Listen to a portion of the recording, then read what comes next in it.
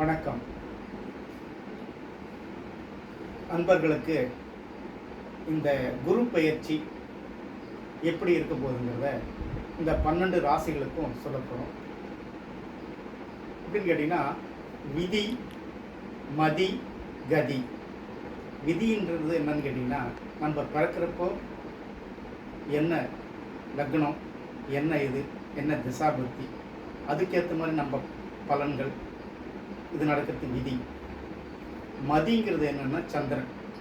இந்த சந்திரனுக்கு எந்த இடத்துல இப்போ இந்த குரு பகவான் வரப்போகிறார். அப்போ நீங்கள் பிறந்த நட்சத்திரத்துக்குன்னு ஒரு ராசி இருக்கும். அந்த ராசிக்கு நீங்கள் இந்த 12 ராசியில் தான் எல்லாம் பிறந்திருக்க போகிறோம். அது மாற்றம் இல்லை. இருந்தாலும் உங்களுக்குள்ள சந்திரன் உள்ள இடத்துலேருந்து இந்த குரு பகவான் எங்கே வரப்போகிறாரு, என்ன செய்ய போகிறாரு. இதுக்கப்புறம் இந்த குரோதி வருஷம் 18ஆம் தேதி புதன்கிழமை, அஷ்டமி திதி, திருவோண நட்சத்திரம் தான் வந்து அந்த திருவோண நட்சத்திரத்தை அன்னைக்கு தான் வந்து குரு பயிற்சி நடக்குது.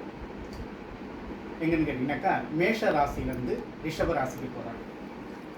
இந்த ரிஷப ராசி இவ்வளோ நாளாக, இந்த மேஷ ராசிக்கு எப்படின்னா, இவ்வளோ நாளாக தன்னிகரற்று எதை எடுத்தாலும் பிரச்சனைகள்.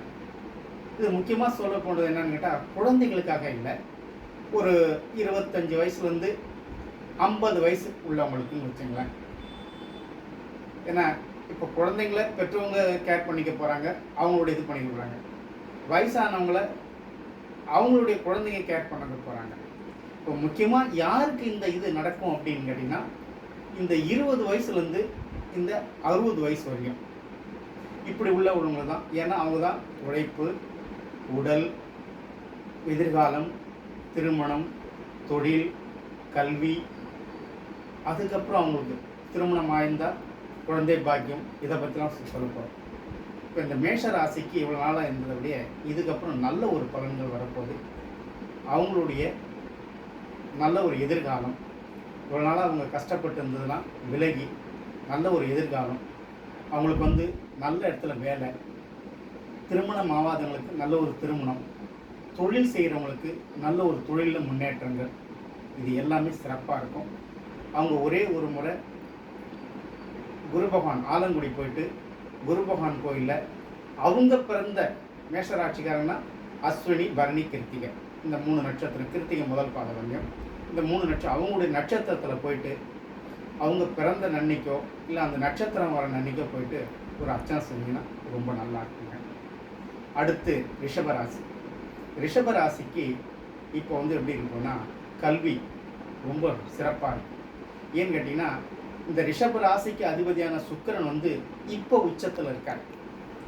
அதே மாதிரி வந்து அவருக்கு 4ஆம் அதிபதியான சூரியனும் உச்சத்தில் இருக்கார். அப்படி இருக்கிறப்ப அவங்களுக்கு வந்து ரிஷபராசிக்காரங்களுக்கு திருமணம் ஆகாதவங்களுக்கு திருமணம் நடக்கும், தொழிலில் முன்னேற்றம் இல்லாதவங்களுக்கு நல்ல ஒரு முன்னேற்றம், அது இல்லாமல் வந்து இடம் விட்டு இடம் மாறுவீங்க, இடம் விட்டு ப்ரமோஷன் ஒரு கிடைக்கும். இவங்களுக்கெல்லாம் வந்து நல்ல ஒரு சிறப்பு, அது இல்லாமல் வந்து உடல் நலத்திலையும் நல்ல ஒரு ஆரோக்கியம், இது எல்லாமே நல்லாயிருக்கும் ரிஷபராசிக்காரர்கள். இவங்க வந்து வெள்ளிக்கிழமைனா மகாலட்சுமி வழிபாடு பண்ணிங்கன்னாவே போதும். காலையில் மகாலட்சுமி வழிபாடு உங்களுக்கு சிறந்த ஒரு எதிர்காலத்தை நிச்சயம் கொடுக்கும். அடுத்து வந்து மிதுன ராசிக்காரங்க. மிதுன ராசிக்காரங்களே எப்படின்னு கேட்டிங்கன்னா, அவங்க வந்து மனசில் என்ன நினைக்கிறாங்களோ அதை செய்யக்கூடியவங்க. அது என்ன காரியமாக இருந்தாலும் கண்டிப்பாக சரிச்சு. ஏன்னு கேட்டால், மிதுன ராசிக்கு அதிபதி புதன். அந்த புதனாக இருக்கிறதுனால நேர்த்தியாக ஒரு காரியத்தை செய்யறதுல அவங்கள மாதிரி வல்லமை வேறு யாருக்கும் வராது. அவங்களுக்கு வந்து என்னன்னு கேட்டிங்கன்னா, 5ஆம் இடம், குழந்தை பாக்கியம் இல்லாதவங்களுக்கு குழந்தை, அதே மாதிரி வேலை இல்லாதவங்களுக்கு வேலை, தொழில் இல்லாதவங்களுக்கு தொழில், இப்படிப்பட்டதெல்லாம் அமையப்போகுது. இருந்தாலும் வந்து விரைய செலவுகள் வரும், அதை சுப செலவாக மாற்றிக்கணும். அதுதான் அவங்கள அவங்களும் வந்து என்னன்னு கேட்டிங்கனாக்கா, நரசிம்மரை வந்து போய் வணங்கினாவே போதும், ரொம்ப சிறப்பாக இருக்கும். அடுத்து வந்து கடகராசி. கடகராசிக்காரங்க என்னன்னு கேட்டிங்கன்னா, எதையுமே திட்டமிட்டு செயல்பட்டு செய்யறதுல ரொம்ப வல்லமை படித்தவங்க. அப்படி இருக்கிறவங்க வந்து இப்போ வந்து என்னன்னு கேட்டிங்கனாக்கா, நல்ல ஒரு முன்னேற்றங்கள் அவங்களுக்கு வந்து என்னென்னு கேட்டிங்கன்னா, சகோதர ஸ்தானம் நல்லபடியாக இருக்க போகிறாங்க. அது இல்லாமல் வந்துட்டு அவங்களுக்கு வந்து குழந்தை இல்லாதவங்களுக்கு அவங்களுக்கும் குழந்தை பாக்கியம், பிறக்க போகுது. அது இல்லாமல் இந்த தொழிலில் வந்து நல்ல ஒரு முன்னேற்றங்கள், இவ்வளோ நாளாக கஷ்டப்பட்டு இருந்தவங்களுக்கு கண்டிப்பாக நல்ல ஒரு வேலை அமையும். வேலை கிடைக்காதவங்களுக்கு உடல் நிலையிலும் நல்ல ஒரு முன்னேற்றம் அடைய போகுது. அவங்க வந்து என்னன்னு கேட்டிங்கனாக்கா, சந்திரனுடைய ஆதிக்கம் அப்படிங்கிறதுனால திருப்பதி ஒரு ட்ரிப்பு போயிட்டு வந்தாலோ, இல்லை சந்திரனுடைய கோயில்கள் எங்கன்னா திருவக்கரை சந்திரமௌலீஸ்வரர் அந்த கோயிலுக்கு போயிட்டு வந்தாலும் அவங்க ரொம்ப சிறப்பாக இருக்கும். அடுத்து சிம்மராசிக்காரங்க. இந்த சிம்மராசிக்காரங்க என்னன்னு கேட்டால், அவங்க நினைச்சதை சாதிக்கணுன்ற ஒரு வெறியில் உள்ளவங்க. அப்படி உள்ளவங்களுக்கு இந்த குரு பயிற்சி ரொம்ப சிறப்பாக இருக்க போகுது. நல்ல ஒரு மாற்றங்கள், ஏற்றங்கள், அது இல்லாமல் வந்து நல்ல ஒரு தனம், பண வரவுகள் அவங்களுக்கு எல்லாமே நடக்கும். அது இல்லாமல் வந்து இந்த சிம்மராசிக்காரங்க சிறு வயசில் இருக்கிறவங்க, திருமணம் ஆகாதவங்களுக்கு கண்டிப்பாக திருமணத்துக்கான யோகமும் இருக்குது. அது இல்லாமல் குழந்தை பாக்கியம் இல்லாதவங்களுக்கு நல்ல ஒரு குழந்தை பாக்கியம் இருக்குது.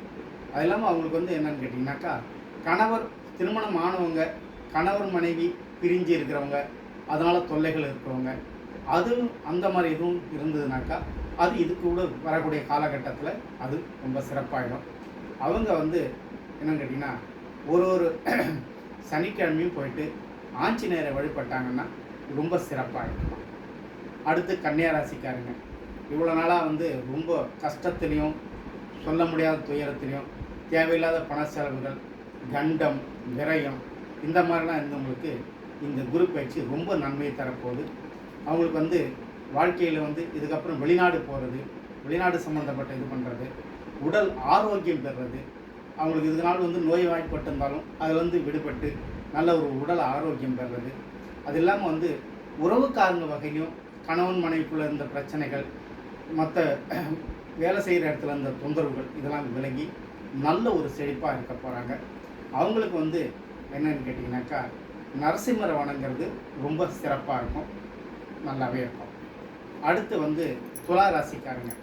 இந்த துலா ராசிக்காரங்க வந்து எதையும் திட்டமிட்டு செய்கிறது கிடையாது. எடுத்த உடனே எதையும் செஞ்சுட்டு அதுக்கப்புறம் வந்து வருத்தப்பட வேண்டியது. இப்படி உள்ளவங்களுக்கு இந்த பயிற்சி வந்து கொஞ்சம் சிரமத்தை கொடுக்கும். சிரமத்தை கொடுக்குன்னா உடல் அளவுலையும், வாகனத்தில் சிறு வயசு இருக்கிறவங்க வாகனத்தில் போகிறப்போ கொஞ்சம் கவனமாக இருக்கணும். உடல் பாதிப்புகள் வரும். சில வயசானவங்களுக்கு இருதய சம்பந்தப்பட்ட பிரச்சனைகள் கூட வரத்துக்கான வாய்ப்புகள் உண்டு. அவங்களாம் வந்து கொஞ்சம் உடற்பயிற்சி, அது இல்லாமல் வந்து இயற்கை மருத்துவத்தை, யோகா இல்லை மெடிடேஷன் அந்த மாதிரி இதில் இருந்தாங்கன்னா வயசானவங்க சரியாயிடுங்க. மற்றபடி அவங்களுக்கு வந்து நல்ல ஒரு செல்வம், சகோதர சகோதரன் நல்ல ஒரு ஒற்றுமை, இதுக்கப்புறம் வந்து வரக்கூடிய காலகட்டத்தில் கணவன் மனைவி இல்லை மனைவி கூட பிரச்சனை இருந்தாலும் இதெல்லாம் சரியாகி நல்ல ஒரு ஒற்றுமையாக இருக்கிறதுக்கான யோகங்கள் உண்டு.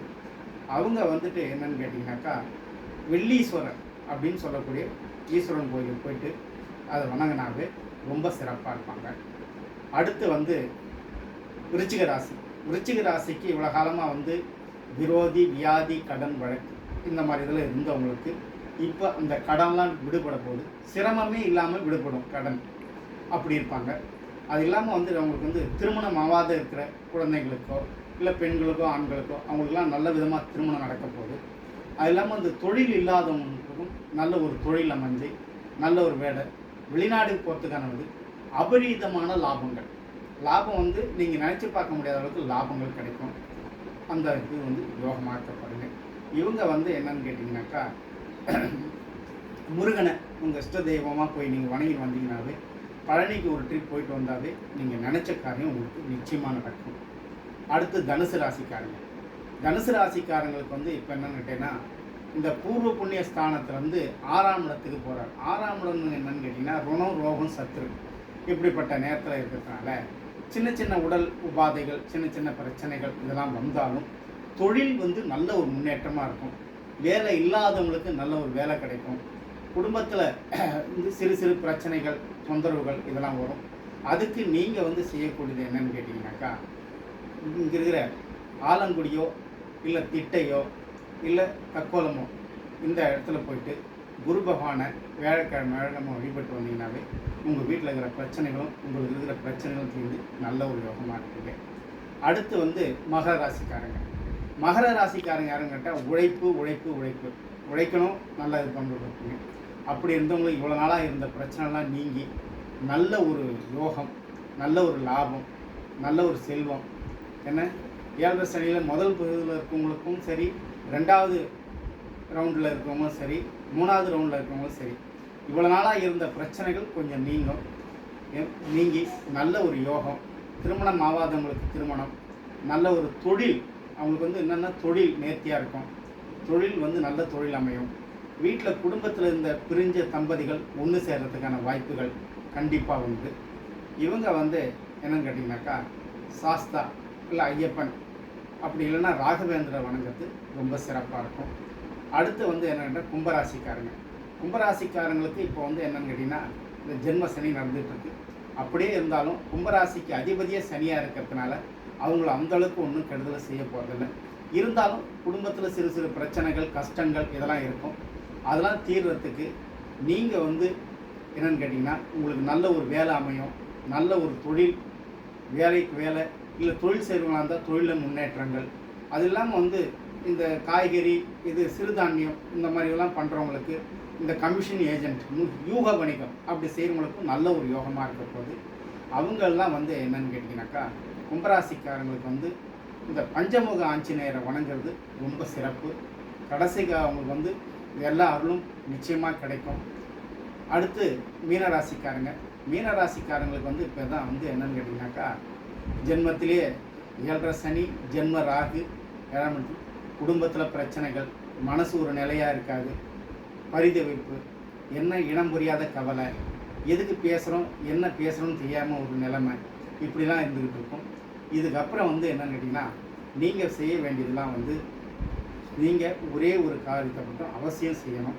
என்னென்னு கேட்டிங்கன்னா, ஒரு சனிக்கிழமையும் நீங்கள் வந்து நவகிரகத்துக்கு போகணும்.